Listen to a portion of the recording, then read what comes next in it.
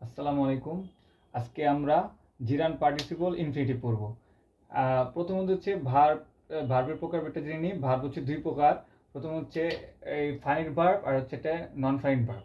Non finite verb আবার হচ্ছে তিন ভাবে বিভক্ত। সেটা হচ্ছে এক ইনফিনিটিভ, জিরান, পার্টিসিপাল। ইনফিনিটিভটা দেখতে basically to plus verb one, আর জিরানটা হচ্ছে দেখতে ভার্ব প্লাস আইএনজি, আর তারা উভয় কাজ করে নাউনের। আর পার্টিসিপাল হচ্ছে ভার্বের সাথে, পার্টিসিপাল হচ্ছে তিন প্রকার। এর ভিতরে প্রেজেন্ট পার্টিসিপাল, পাস্ট পার্টিসিপাল আর হচ্ছে পারফেক্ট পার্টিসিপাল। প্রেজেন্ট পার্টিসিপাল দেখতে হচ্ছে ভার্বের সাথে আইএনজি, আর পাস্ট পার্টিসিপাল হচ্ছে ভার্ব থ্রি, এবং পারফেক্ট পার্টিসিপাল হচ্ছে হ্যাভিং প্লাস ভি থ্রি। বন্ধুরা, এখন হচ্ছে আমরা দেখতে পাচ্ছি জিরান ভার্বের সাথে আইএনজি আসছে, প্রেজেন্ট পার্টিসিপাল ভার্বের সাথে আইএনজি, তবে তাদের দুজনের ফাংশন আলাদা। যেমন জিরান সর্বদা নাউনের কাজ করবে, কিন্তু পার্টিসিপাল হচ্ছে অ্যাডজেক্টিভের কাজ করবে। আমরা যাতে ভুলে না যাই, এর জন্য একটা শর্ট টেকনিক আছে। এইখানে জিরান বানানের অ্যান্ড আছে এবং ইনফিনিটিভ বানানে অ্যান আছে, তার মানে তারা উভয় নাউনের কাজ করবে। এবং পার্টিসিপাল বানানে কোনো অ্যান নাই, দেখেন এখানে এ আছে, তার মানে এটা হচ্ছে অ্যাডজেক্টিভের কাজ করবে। আচ্ছা, এখন আমরা উদাহরণের মাধ্যমে জিনিসটা ক্লিয়ার হতে পারি। আচ্ছা, সেন্টেন্সে নাউন আর অ্যাডজেক্টিভের অবস্থানটা আগে জেনে নেই। নাউন সাধারণত সাবজেক্ট হিসেবে বসে, নাউন হচ্ছে অবজেক্ট হিসেবে বসে, আর আর্টিকেল পরে নাউন বসে, আর অ্যাডজেক্টিভ পরে নাউন বসে। যদি আর্টিকেল অ্যাডজেক্টিভ দুইটাই থাকে তাহলে প্রথমে আর্টিকেল, তারপর অ্যাডজেক্টিভ, তারপর নাউন বসে। এখন যেখানে যেখানে নাউন বসে, আমরা ঠিক নাউন যদি আমাদের আইডেন্টিফাই করতে হয়, তখন আমরা নাউনের পরিবর্তে জিরান বলতে পারি। যেমন আমরা যদি চিন্তা করি running is a good habit, এখানে রানিং শব্দটা ভার্বের সাথে আইএনজি আছে, প্লাস হচ্ছে সে সাবজেক্ট হিসেবে বসে, তখন আমরা তাকে নাউন বলতে পারি। কারণ আমরা জানি ভার্বের সাথে আইএনজি থাকলে দুটো জিনিস হয়, একটা হচ্ছে এই জিরান হয়, একটা হচ্ছে পার্টিসিপল হয়। যদি সেটা নাউনের কাজ করে সেটা হয় জিরান, আর যদি সেটা অ্যাডজেক্টিভ কাজ করে সেটা হচ্ছে পার্টিসিপল। এখন আমরা দ্বিতীয় উদাহরণটাতে দেখি, আই সো আর রানিং বয়। এখানে দেখেন, এখানে এ হচ্ছে আর্টিকেল আর বয় হচ্ছে নাউন। ঠিক আর্টিকেল এবং নাউনের মাঝখানে কি বসে? অ্যাডজেক্টিভ। তার মানে এটা ভার্বের সাথে আইএনজি হওয়া সত্ত্বেও এখানে এটা হচ্ছে পার্টিসিপল। আর তারপরে লাস্টের যে এক্সাম্পলটা আছে সেটা হচ্ছে যেমন আই লাইক রিডিং, এখানে এই রানিং, আই লাইক রানিং, এই রানিং শব্দটা হচ্ছে এখানে অবজেক্ট হিসেবে বসছে, তাই এটাকে আমরা জিরান বলতে পারি। ধন্যবাদ। আগে বুঝলাম জিরান, জিরান মানে যেহেতু এন আছে সেটা নাউনের কাজ করবে, আর পার্টিসিপল মানে যেহেতু এ আছে সেটা অ্যাডজেক্টিভের কাজ করবে। এটা হচ্ছে আমরা সহজে মনে রাখার জন্য বুঝলাম। এখন আমরা শিখবো হচ্ছে জিরানের ফাংশন অনুযায়ী কিভাবে তাকে আইডেন্টিফাই করা যায়। তো প্রথমে আমরা দেখতেছি জিরান সাবজেক্টে, সাবজেক্ট হিসেবে কাজ করে, সেটা ভার্বের সাবজেক্ট হিসেবে যদি কাজ করে সেটা হচ্ছে জিরান হয়। যেমন sleeping is necessary to life, এই বাক্যে স্লিপিং হচ্ছে সাবজেক্ট, তাই আমরা এটাকে জিরান বলতে পারি। এরপরে যদি আমরা দেখি সেটা অবজেক্ট হিসেবে ফাংশন করে, সেটা হচ্ছে তাকে আমরা জিরান বলতে পারি। যেমন he enjoyed sleeping in the open air, এখানে স্লিপিং হচ্ছে এনজয় ভার্বের অবজেক্ট, তার জন্য এটাকে আমরা জিরান বলতে পারি। এরপরে যে বিষয়টা আছে সেটা হচ্ছে কমপ্লিমেন্ট, কমপ্লিমেন্ট হিসেবে যদি ফাংশন করে তখন আমরা ভার্ব প্লাস আইএনজি এই শব্দটাকে জিরান হিসেবে বলতে পারি। যেমন his constant habit was sleeping, এই স্লিপিংটা হচ্ছে হিজ কনস্ট্যান্ট হ্যাবিটকে বোঝাচ্ছে, এই জন্য এটাকেও আমরা কমপ্লিমেন্ট হিসেবে এটাকে আমরা জিরান বলতে পারি। এরপরে যেটা হচ্ছে অবজেক্ট অফ প্রিপোজিশন, অর্থাৎ প্রিপোজিশনের অবজেক্ট হিসেবেও জিরানকে ব্যবহার করা যায়। যেমন আমরা যদি বলি he is tired of sleeping over hours, অর্থাৎ সে অতিরিক্ত ঘুমের কারণে সে কি করছে? টায়ার্ড হয়ে গেছে। এইখানে এই স্লিপিংটা হচ্ছে এখানে জিরান হিসেবে হয়েছে।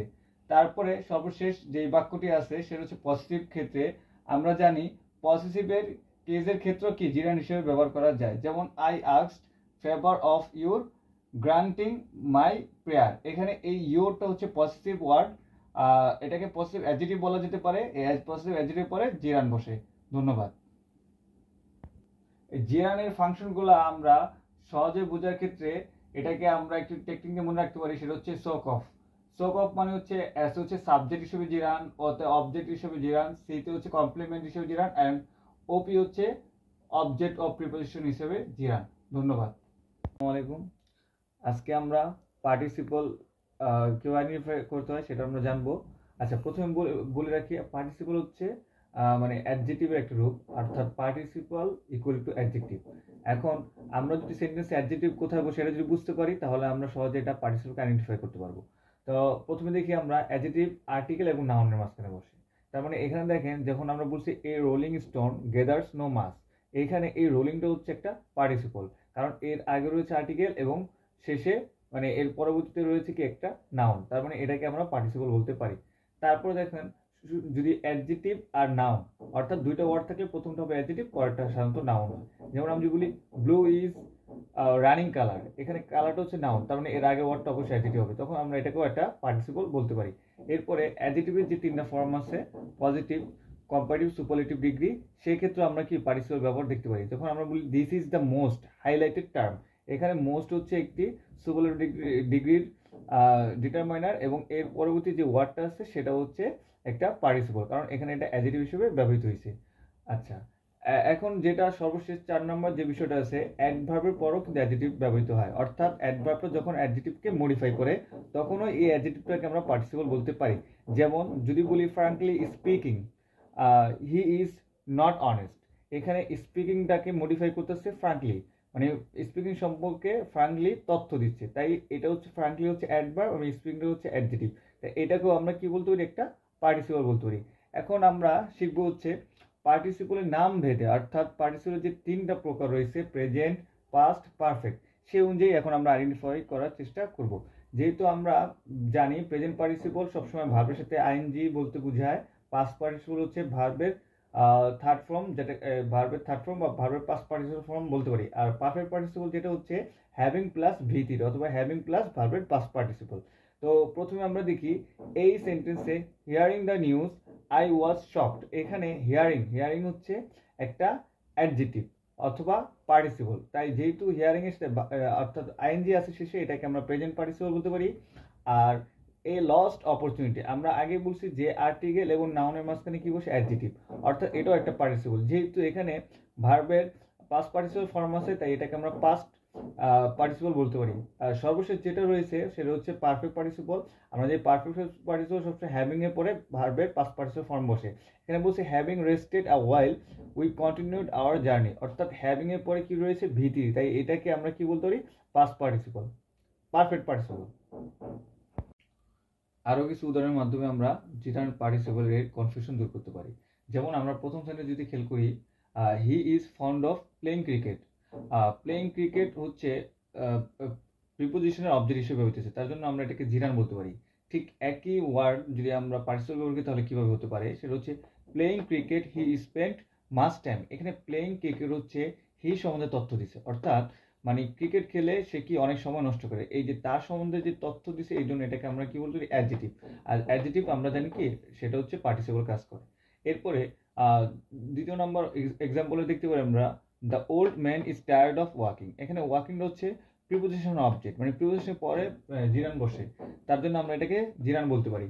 ঠিক এরপরে যে উদাহরণটা রয়েছে পার্টিসিপল, এর ক্ষেত্রে আমরা দেখতে পারি walking along the road he is tired, এখানে ওয়াকিং অ্যালং দ্য রোড এটা হচ্ছে হি সম্বন্ধে তথ্য দিচ্ছে, হি ইজ টায়ার্ড, এখানে হি সম্বন্ধে তথ্য দিচ্ছে ওয়াকিং অ্যালং দ্য রোড, তার মানে এটাকে আমরা কি বলতে পারি, পার্টিসিপল বলতে পারি। আর সর্বশেষ যে উদাহরণটা রয়েছে সেটা হচ্ছে যেমন আই ডোন্ট লাইক লাফিং, এখানে লাইক ভার্বের অবজেক্ট হিসাবে কি লাফিংটা রয়েছে, তার জন্য আমরা কি এটাকেই বলতে পারি কি জিরান। ঠিক একইভাবে যদি আমরা বলি হি ওয়েন্ট অ্যাওয়ে লাফিং, এখানে লাফিং বলতে সে হাসতে হাসতে চলে গেল, এখানে তার একটা অবস্থা বুঝাইছে, এই জন্য এটাকে আমরা কি বলতে পারি, অ্যাডজেক্টিভ, আর অ্যাডজেক্টিভ মানে হচ্ছে পার্টিসিপল। আচ্ছা, এবার কম্পাউন্ড ওয়ার্ডের ক্ষেত্রে আমরা জিরান পার্টিসিপল আইডেন্টিফাই করার নিয়মটা জানবো। আচ্ছা, জিরানকে যদি আমরা কম্পাউন্ড ওয়ার্ডের ক্ষেত্রে আইডেন্টিফাই করি তখন এটাকে ফর দিয়ে ব্যবহার করে এটাকে আমরা আইডেন্টিফাই করতে পারি। যেমন আমরা যদি বলি রিডিং রুম, তখন আমাদের হবে রুম ফর রিডিং, এখানে আমরা কখনোই বলতে পারবো যে রুম ইজ রিডিং, এটা হচ্ছে অবাস্তব বোঝায়, যেটা অবাস্তব হবে সেটা হচ্ছে জিরান, কিন্তু যে অবাস্তবটা সবসময় কি যাবে, ফর দিয়ে এটাকে আমরা বলতে পারবো। ঠিক এরকমভাবে আমরা যদি পার্টিসিপল বলি, পার্টিসিপল অলওয়েজ কন্টিনিউয়াস একটা রূপ দিতে পারে, সেই ক্ষেত্রে এটা বাস্তব হতে পারে। যেমন আমি যদি বলি ফ্লাইং বার্ড, এখানে বলতে পারি আমরা কি, বার্ড ইজ ফ্লাইং, অর্থাৎ এটা বাস্তবতা মেনে চলে, তার জন্য এটাকে আমরা কি বলতে পারি, পার্টিসিপল বলতে পারি। তাই আমরা যদি খেয়াল করি যে যদি কন্টিনিউয়াস ফর্মে এটাকে রূপ দেওয়া যায় তাহলে সেটাকে পার্টিসিপল বলবো, আর যেটা কন্টিনিউয়াস ফর্মে রূপ দেওয়া যেতে পারে না সেটাকে আমরা জিরান বলবো, তবে সেটাকে ফর দিয়ে আমরা সেটা টেস্ট করতে পারি। আর আরেকটা বিষয় হচ্ছে আমরা একটা শর্টকাট মনে রাখতে পারি যে পার্টিসিপল যেহেতু একটু এখানে লেটার বেশি, তার জন্য কন্টিনিউয়াস এখানে লেটার বেশি, তার মানে পার্টিসিপলকে আমরা কন্টিনিউয়াস ফর্মে নিতে পারবো, কিন্তু জিরানকে আমরা কন্টিনিউয়াস ফর্মে নিতে পারবো না। এখন ভার্বাল নাউন জিরান ইনফিনিটিভ এই তিনটা নিয়ে আলোচনা করব। আমরা আগে জেনেছি যে পার্টিসিপল হচ্ছে অ্যাডজেক্টিভের কাজ করে, ভার্বাল নাউন জিরান ইনফিনিটিভ তিনটাই হচ্ছে নাউনের কাজ করে। এখন যদি বলি ভার্বাল নাউনের নিয়ে আলোচনা যদি করি, তাহলে দেখা যাবে ভার্বাল নাউন হচ্ছে দুইটা ওয়েতে তৈরি হয়। যেভাবে একটা হচ্ছে সাফিক্স যোগে, যেমন যদি আমরা রিফিউজ হচ্ছে মূল ভার্ব, রিফিউজের সাথে যদি এল যোগ করি তাহলে রিফিউজাল, এটা হচ্ছে একটা ভার্বাল নাউন। আরেকটা হচ্ছে ভার্বের সাথে আইএনজি যোগ করে ভার্বাল নাউন তৈরি করা যায়।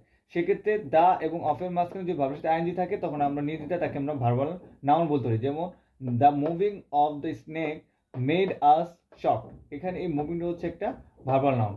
একটা কথা মনে রাখতে হবে যে জিরান্ড হচ্ছে ভার্বাল নাউন একটা পার্ট, ঠিক আছে? আর সকল জিরান্ডই ভার্বাল নাউন, কিন্তু সকল ভার্বাল নাউন জিরান্ড না। আর সর্বশেষ যে বিষয়টা নিয়ে আলোচনা করব সেটা হচ্ছে ইনফিনিটিভ। ইনফিনিটিভ আগে বলছি যে ইনফিনিটিভের গঠন হচ্ছে টু প্লাস ভার্ব ওয়ান, তার ফাংশন হচ্ছে সে নাউন হিসেবে কাজ করবে এবং নাউন সেন্টেন্সে যেখানে যেখানে বসতো ঠিক ইনফিনিটিভ সেখানে সেখানে বসবে। যদি দেখি প্রথম সেন্টেন্সে খেয়াল করি, to walk is good for health, এখানে টু ওয়াক হচ্ছে একটা সাবজেক্ট হিসেবে ব্যবহৃত হয়েছে। তার মানে এটাকে আমরা টু ওয়াক, যেহেতু গঠন অনুসারে টু প্লাস ভার্ব ওয়ান আছে, তাই এটাকে আমরা নির্দ্বিধায় ইনফিনিটিভ বলতে পারি। তারপরে দ্বিতীয় সেন্টেন্সে আছে he likes to play cards, এখানে অবজেক্ট হিসেবে টু প্লে এর ব্যবহার আছে, তার মানে এটাকে আমরা ইনফিনিটিভ বলতে পারি। আর সর্বশেষ যেটা রয়েছে সেটা হচ্ছে the fish are good to eat, এখানে টু ইটটা হচ্ছে ইনফিনিটিভ। ধন্যবাদ।